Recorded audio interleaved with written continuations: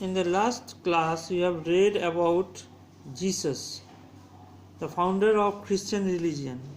Today, in the second chapter, you will read today of Prophet Muhammad, the founder of Islam. Muhammad is one of history's most important and influential figures. He is considered the prophet of Islam, the world's second largest and fastest growing religion. So Muhammad is one of the history's most important and powerful figures. He is considered to be the prophet of Islam, and the world's largest. Islam is the second largest, world's second largest and fastest growing religion.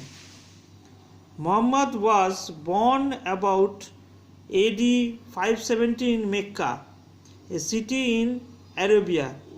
So he was born in AD 570.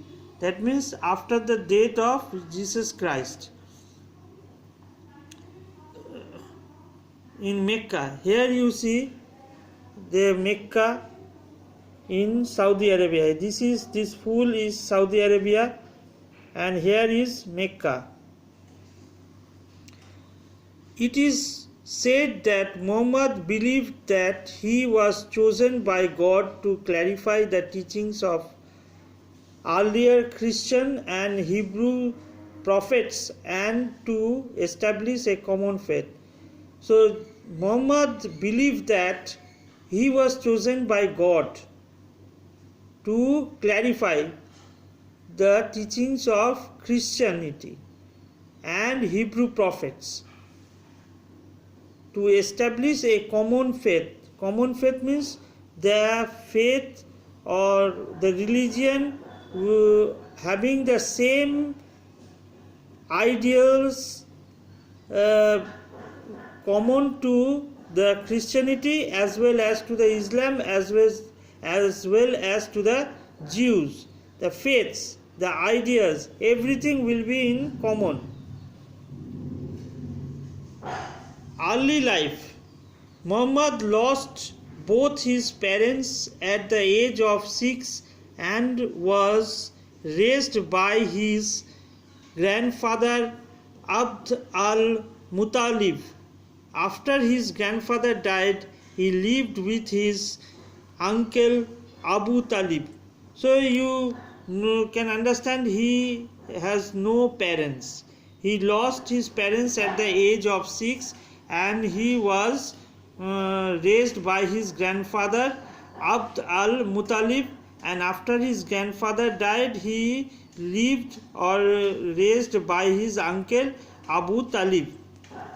Muhammad belonged to a tribe that was very important in Mecca, the Quraysh tribe. His own family was poor.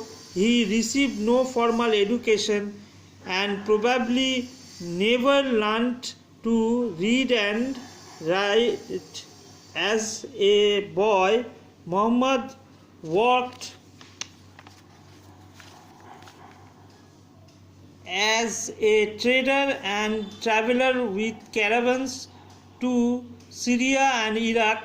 As a young man, he worked for a wealthy widow named Khadija, whom he later married.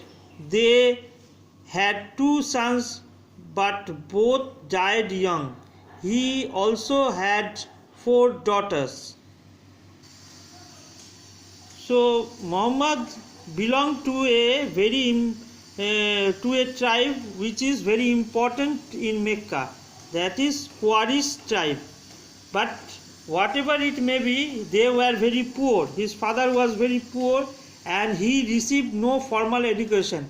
As you are getting the formal education in school, so he did not get any formal education, and probably he do not know to read and write.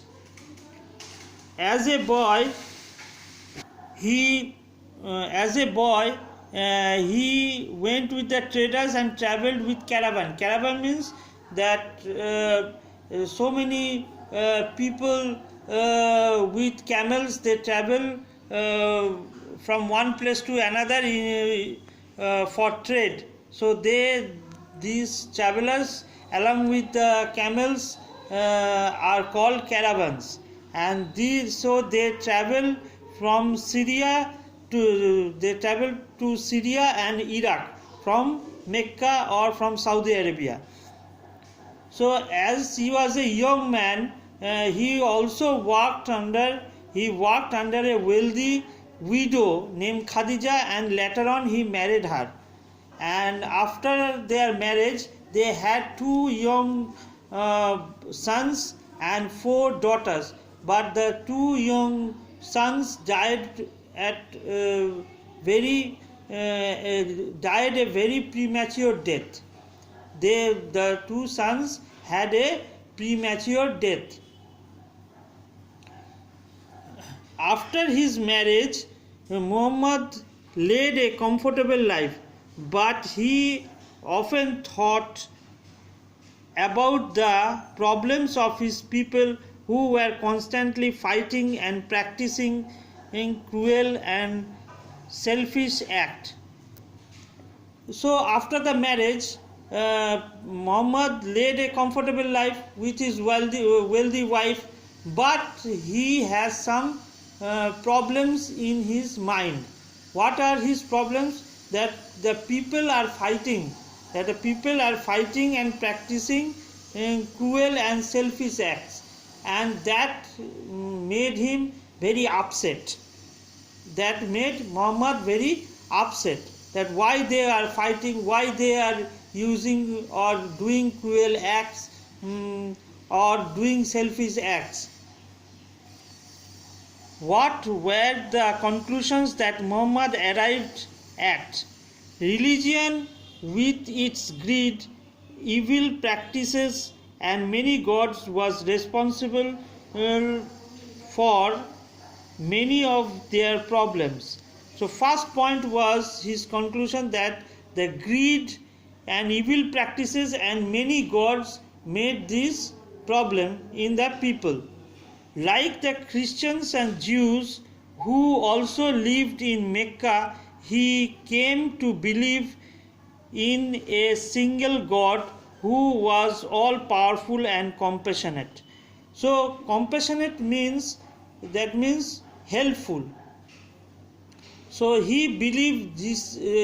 Muhammad believed that like Christians and Jews, the Muslims should have one God, and that God should be powerful and helpful. Muhammad's revelations. Muhammad often went to a cave outside Mecca and meditated alone. While meditating one night when he was about 40 years old, he suddenly felt as if he was called to be God's prophet. According to Muhammad, angel Gabriel came and commanded him to recite the words of God to the Arabs in their own language, Arabic. So while he was staying in Mecca, he sometimes went outside Mecca to a cave where he meditated. At the time of, or the age at that time was 40. He was then 40 years old, and very often he went outside Mecca and meditated in that cave. So one day he suddenly he was called by angel, or angel Gabriel commanded Muhammad that he should recite the words of God, or should say the words of God to the Arabs in their own language, Arabic. That means he should spread the words of God to the Arabs in Arabic. And he felt that he is the God's prophet, God's follower, or God himself has sent him prophet. Meaning, the angel told Muhammad what words to recite. These were the beginning of the Quran, the book that became the foundation of Islam. So angel Gabriel told him that what he has to say to the people, or what he has to recite to the people in Arabic, or what words of God should he speak to them, to the Arabs. And that first words became the beginning of the Quran, the holy book of the Islam, or the foundation of Islam. What was the Quran? The Quran is the religious book followed by the Islamic faith.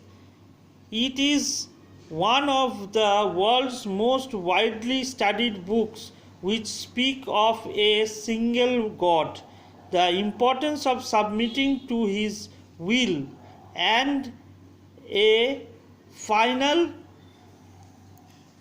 day of judgment. It also features many stories found in the Hebrew and Christian Bible and discusses social justice, politics, law, individual relationships, and the natural world. So Quran is the religious book followed by the Islamic faith, or people who are Muslims, and it is the world's most widely studied books which speaks of a single God. So Quran speaks of the single God and the importance of submitting to his will. Importance of submitting to his will means God's will. It says that you should submit to the will of God, and the day of judgment. It also features many stories found in the Hebrew and Christian Bible. So it features many stories from the Hebrew and Hebrew, the Jews, and the Christian Bible from the Christians, and discusses the social justice. Social justice means how the people will get the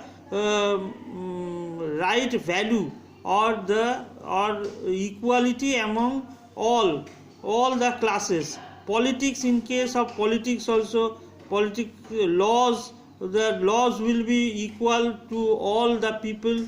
Individual relationship, that there should be the relationship between the people, that is brotherhood, and the natural world and the nature of the world. So everything is discussed in the Quran.